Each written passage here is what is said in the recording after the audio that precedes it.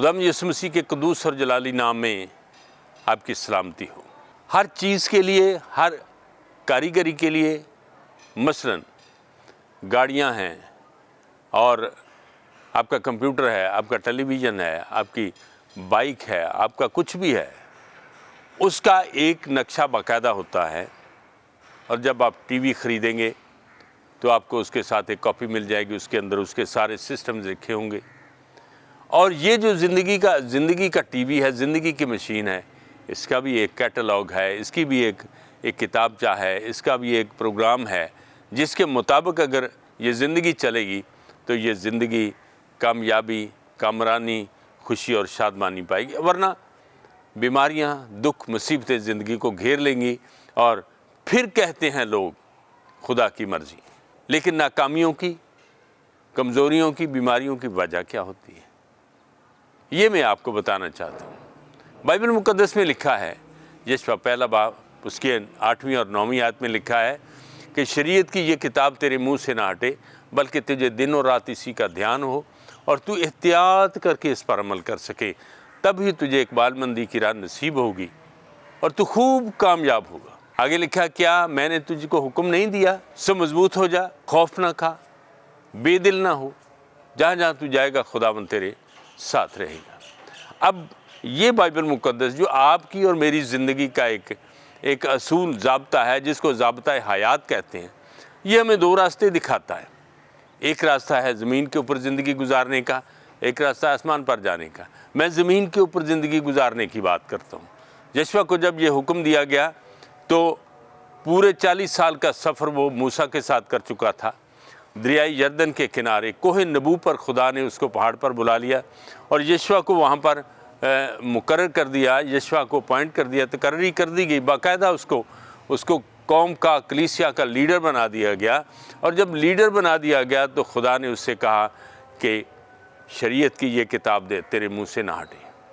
Target اس کا نظر آتا تھا، دریائے یردن کے پار موعودہ ملک نظر آتا تھا، مگر ایک نصیحت خدا نے بنفس نفیس یشوع کو کی کہ شریعت کی یہ کتاب تیرے منہ سے نہ ہٹے۔ میرے عزیزو، ہر ایک بندے کے سامنے ٹارگٹ ہے، چیلنجز ہیں، لیکن اگر آپ ان چیلنجز کو قبول کرنے سے پہلے، ان ٹارگٹس کو پورا کرنے سے پہلے اگر آپ یہ سوچتے ہیں کہ بائبل مقدس جو خدا کا کلام ہے یہ میری صحیح رہنمائی کر سکتا ہے، تو آپ کامیاب ہو جائیں گے، آپ بالکل ڈیفینٹ کامیاب ہو جائیں گے۔ اگر اس وقت یشوع کو خدا نے ان دنوں میں جب دریائے یردن جوبن پر تھا، دن کا موسم تھا، برسات کا موسم، گرمی کا موسم تھا، جب دریا جوبن پر تھا، اس کو دریا میں سے راستہ بنا کے دے دیا، اور آج وہ ہمارے لیے بھی راستے بناتا ہے۔ شرط یہ ہے کہ ہم احتیاط کر کے اس پر عمل کریں، بڑی سنجیدگی کے ساتھ پہلا درجہ کلام مقدس کو دیں۔ بائبل مقدس جو ہے وہ کتاب حیات ہے، یہ ہمیں ہر ایک مضمون، ہر ایک کام کے لیے رہنمائی فراہم کرتی ہے، خواہ وہ انفرادی ہے، خواہ وہ کلیکٹیو ہے، ہر ایک کام کا ہمارے لیے بندوبست کرتی ہے، ہمیں راستہ دکھاتی ہے، ہمیں اس راہ سے چلنے کا طریقہ بتاتی ہے، اور وہ کامیابی کا راستہ بھی، کامیابی کی منزل بھی بتا دیتی ہے۔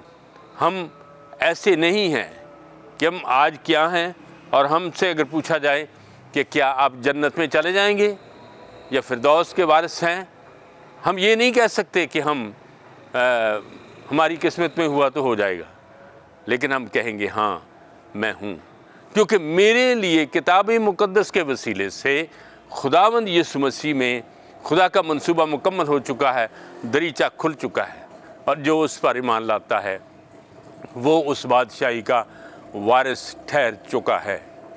آئیے ہم اس بات پر غور کریں کہ مجھے کلام مقدس کے ساتھ کتنا رشتہ جوڑ کے رکھنا ہے، مجھے کلام مقدس کے ساتھ کتنا وابستہ رہنا ہے۔ صبح و شام اس کو ذہن میں رکھیں۔ اب یہی یشوع کو حکم دیا کہ تجھے دن اور رات اس کا دھیان ہو اور تو احتیاط کر کے اس پر عمل کر سکے۔ آئیے ہم بائبل مقدس کے اصولوں پر عمل کرنے کے لیے تیار ہو جائیں۔ خداوند آپ کو برکت دے۔